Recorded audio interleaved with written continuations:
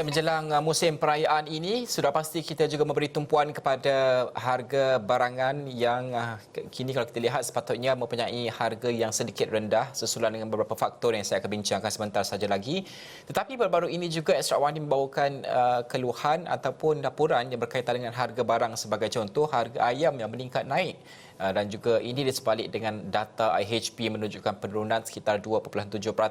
Untuk kita memahami bagaimanakah data ini dan juga harga sebenarnya pada ketika ini di pasaran ini, kita bersama dengan Profesor Madya Dr. Yusof Saari, Pensyarah Rakanan Fakulti Ekonomi dan juga Pengurusan UPM. Assalamualaikum Prof. Terima kasih bersama kami rejap ini. Prof, pertama sekali, data IHP kalau kita lihat adalah menunjukkan trend penurunan, tetapi kalau kita lihat harga barang itu, realitinya di luar itu masih lagi mahal. Baru-baru ini juga kami bawakan isu ataupun berita tentang harga ayam. Ini basicnya harga ayam ni yang perlu ada untuk musim perayaan ini meningkat semasa musim perayaan ini. Bagaimana untuk kita melihat data ini turun tapi harga tak turun? Baik, terima kasih Najib. Ya. Baik, pertamanya kita kena faham apakah data IHP itu sendiri, iaitu indeks harga pengguna. Ianya dicerap untuk bulan April, ya.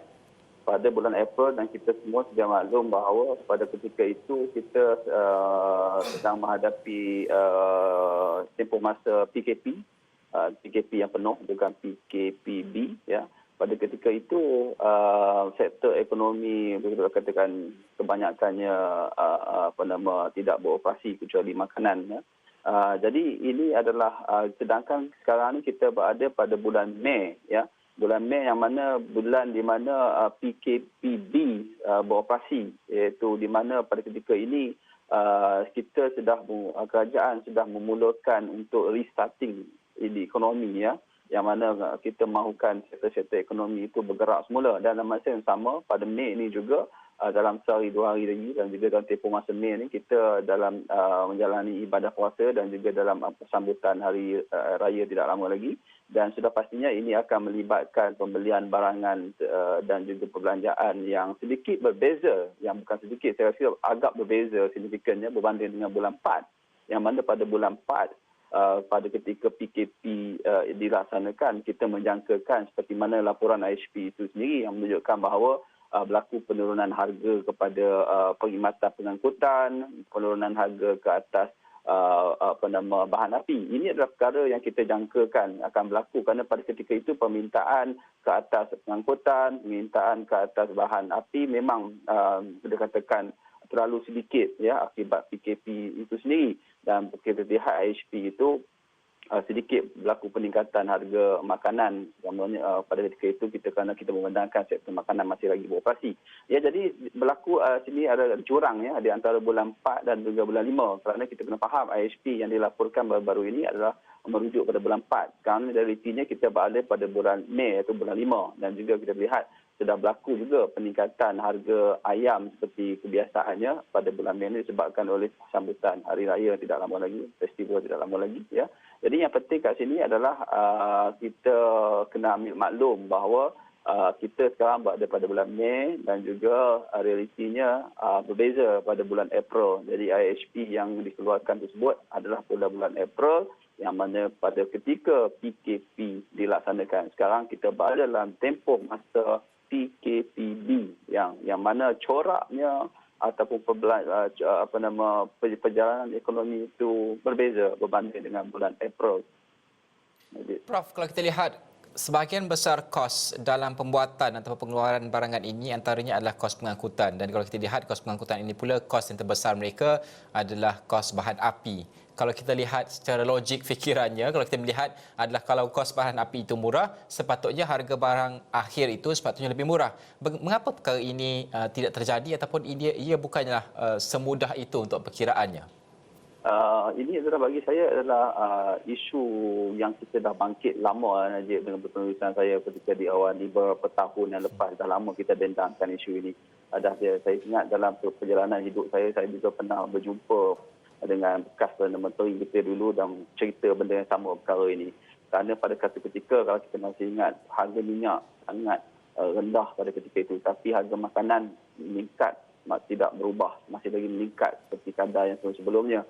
Jadi ini yang kita kena faham bahawa satu yang kita kena faham bahawa ekonomi kita tidak efisien dalam absorb pengurangan atau kenaikan harga. Dia tak translate kepada barang akhir itu.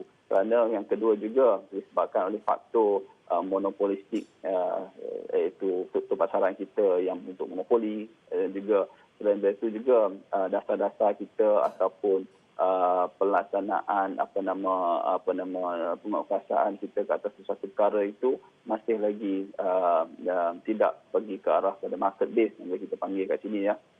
Jadi mudahnya kalau saya ambil contoh ya, kalau saya nampak kalau jika usaha untuk mengapungkan harga pasaran, untuk mengikut harga pasaran, harga petrol ikut harga pasaran, itu langkah yang baik. Kerana kita mahukan salah satu outcome-nya adalah kalau harga naik, barang pun akan naik dan juga harga barang akan naik, dan juga bila harga minyak turun, jadi kita nak juga keadaan harga minyak turun. Lagi satu perkara lagi ya, Najib, yang mana di Malaysia ni kita persatuan pengguna kita pun tidak kuat seperti mana persatuan industri. Di Malaysia ni kita terima hakikat bahawa persatuan industri itu lebih kuat dan lebih mendesak pada pihak berwajib berbanding dengan persatuan pengguna.